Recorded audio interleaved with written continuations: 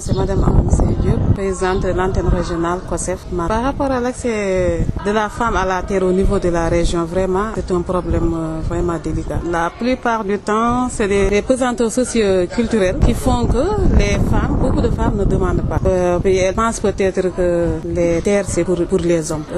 La deuxième chose aussi, pourquoi la demande elle n'est pas forte, les femmes ne savent pas par où passer.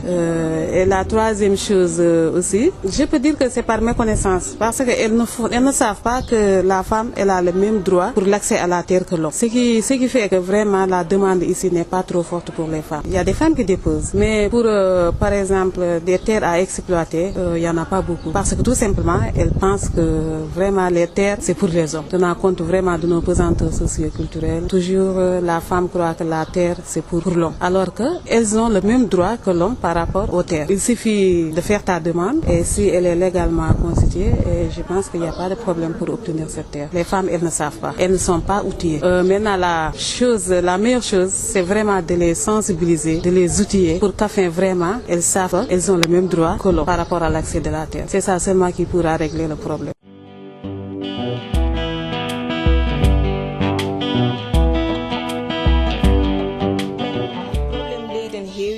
Les problèmes de l'accès des femmes à la terre sont nombreux. Nous voulons l'aménagement de plusieurs terres et qui seront attribuées aux femmes.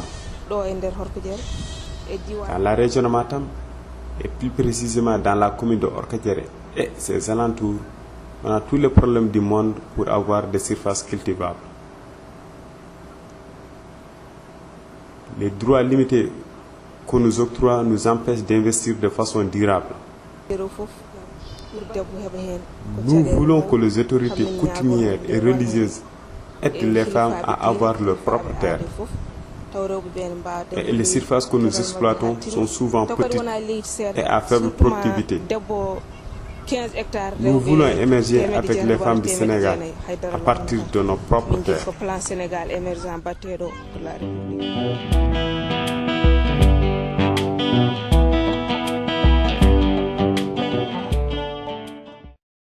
Khadiatou Dia, conseillère municipale à Ourossogui.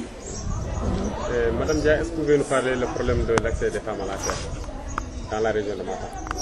Bon, le problème d'accès des femmes à la terre dans la région de Matam, vraiment, c'est un problème majeur où toutes les femmes en souffrent aujourd'hui. Et ce n'est pas la faute à l'État. Je crois que les femmes n'ont pas les informations nécessaires pour pouvoir faire les demandes et avoir accès à cette terre. Est-ce qu'elles demandent ou bien que même si elles demandent, on les attribue pas? Oui, parfois, nous, présentement dans la commune de Ourossogui, avec le maire sortant, il y a des dames qui ont fait des demandes et ils ont eu beaucoup de parcelles. Mais présentement, le problème qui se pose, les gens sont des parcelles, mais ils n'ont plus de champs.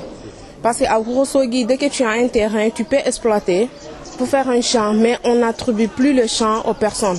Présentement, il y a des familles même pour dire que c'est le champ de mon grand-père, mon arrière-grand-père, ça n'existe plus à Ourossogui aujourd'hui. Parce qu'au niveau des domaines, ils ont tout amorcelé pour faire des parcelles. Et cette année même, il y a eu des problèmes, personne n'a cultivé à Ourossogui.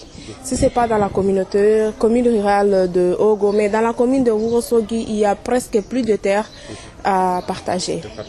Ça veut dire, si je comprends bien, les femmes n'ont pas là où cultiver? Ils n'ont pas, ça n'existe plus, il n'y en a plus. Est-ce qu'elles ont demandé ou bien... Oui, les dames on veut demander, mais on les a attribuées des parcelles. Mais c'est avec ces parcelles de 150 mètres carrés.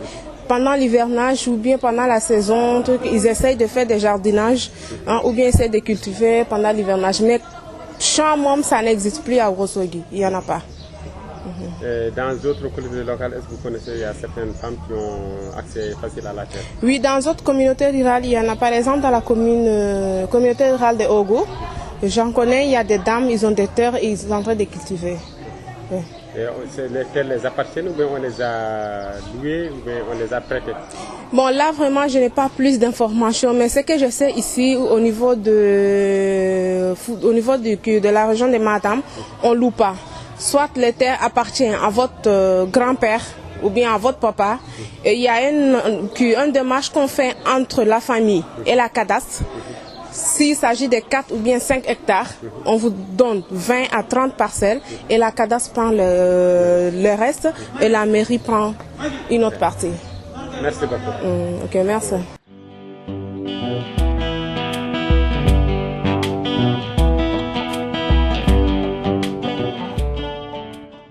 Les réserves de terres utilisables au Fouta se font rares et l'on voit trop de spéculateurs et d'investisseurs sans scrupules profiter des petits paysans, des petits éleveurs et d'autres groupes impuissants à défendre leurs droits. L'État doit accélérer les investissements agricoles pour permettre ainsi aux petits exploitants d'accroître leur productivité, de réduire le gaspillage, d'accéder au marché et d'obtenir des droits fonciers clairs.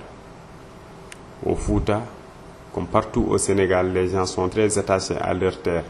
Donc c'est dur de trouver une portion quand on n'est pas issu d'une famille aisée, du village ou du pays. Et à l'heure d'aujourd'hui, une grande partie des jeunes ne veulent pas s'installer dans leur terroir.